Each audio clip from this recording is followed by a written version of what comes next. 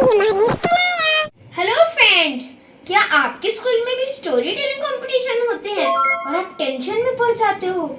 क्या प्रॉप बनाए, क्या स्टोरी सुनाए? तो I have a solution for you. मैं भी आज आपको एक स्टोरी सुनाने जा रहा हूँ जिसका शीर्षक है एक अनोखी गुरु दक्षिणा, क्योंकि मैंने भी एक प्राइज विन किया है स्टोरी टेलिंग कंपटीशन में। चलो स्टार्ट करते हैं। सुप्रभात आदरणीय गुरुजन और मेरे प्यारे मित्रों, आप सभी को कक्षा चौथी सत्यम से हिमांशु बंसल का सादर प्रणाम और अभिनंदन। मैं आज आप सभी को एक कहानी सुनाने जा रहा हूँ जिसका शीर्षक है एक अनोखी गुरु दक्षिणा। एक ऋषि थे, बहुत ही सरल, सहज और अत्यंत ज्ञानी। दूर दूर से लोग उनके पास शिक्षा प्राप्त करने आते थे। एक राजकुमार भी उनसे शिक्षा प्राप्त करने आया। राजकुमार ने बहुत ही मन लगाकर ज्ञान अर्जन किया। एक दिन ऋषि ने राजकुमार से कहा, जाओ वत्स, तुम्हारी शिक्षा पूर्ण हुई। अब शिक्षा का उपयोग करके अपना और दूसरों का जीवन बेहतर बनाओ। यह सुनकर जैसे ही राजकुमार ने गुरुजी को गुरु दक्षिणा देनी चाहिए तो गुरुजी ने कहा, अगर तुम मुझे गुरु दक्षिणा देना ही चाहते हो तो वह चीज लाओ जो पूर्णतया व्यर्थ हो। यह सुनकर राजकुमार सोच में पड़ गया और मन ही मन मुस्कुराया, क्योंकि उसे लगा कि गुरुजी मांगते तो मैं उन्हें कुछ भी दे देता। ये गुरु ने क्या मांग लिया? यह तो बिल्कुल आसान चीज है पेंट में देने को।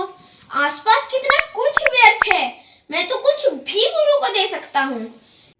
यह सोचकर जैसे ही राजकुमार ने मिट्टी उठानी चाही तो मिट्टी बोल उठी, मनुष्य, तू मुझे व्यर्थ समझने की भूल भला कैसे कर सकता है? तेरे खाने पीने से लेकर बहुमूल्य धातुएं और अनेक वस्तुएं क्या मुझे से उत्पन्न नहीं होती? ये विविध रूप, रंग, रस, गंध क्या मुझे से उत्पन्न नहीं होते? यह सुनकर राजकुमार सोच में पड़ गया और आगे बढ़ गया। कुछ ही दूरी पे उसने एक गंदगी का ढेर लगा देखा। यह सोचकर राजकुमार ने जैसे ही उसे उठाने के लिए अपना हाथ बढ़ाया, उसमें से भी आवाज आई, ठहर मानव, तू मुझे व्यर्थ समझता है? क्या तुम भूल गए तुम्हारी फसलों को प्राण और पोषण मुझी से मिलता है? धरती को पोषित करने वाली खाद मुझी से बनती है। यह सुनकर राजकुमार सोच में पड़ गया और मन ही मन मुस्कुराया, क्योंकि अब उसे गुरु जी का दिया हुआ आखिरी सबक समझ में आ चुका था कि व्यर्थ और तुच्छ तो वह है जो दूसरों को व्यर्थ समझता है, और वह अहंकार से बढ़कर और क्या हो सकता है। यह सुनकर सोचकर राजकुमार गुरु जी के पास वापस लौट गया और कहा, गुरु जी, मैं अपना अहंकार आपके चरणों में रखता हूँ।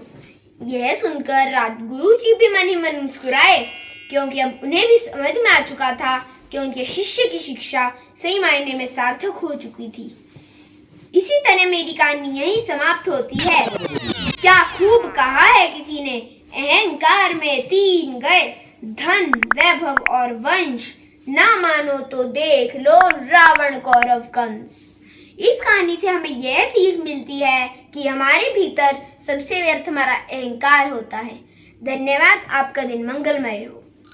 Bye bye friends. अगर आपको ये वीडियो अच्छी लगी हो तो इसे लाइक, सब्सक्राइब और शेयर करना मत भूलना।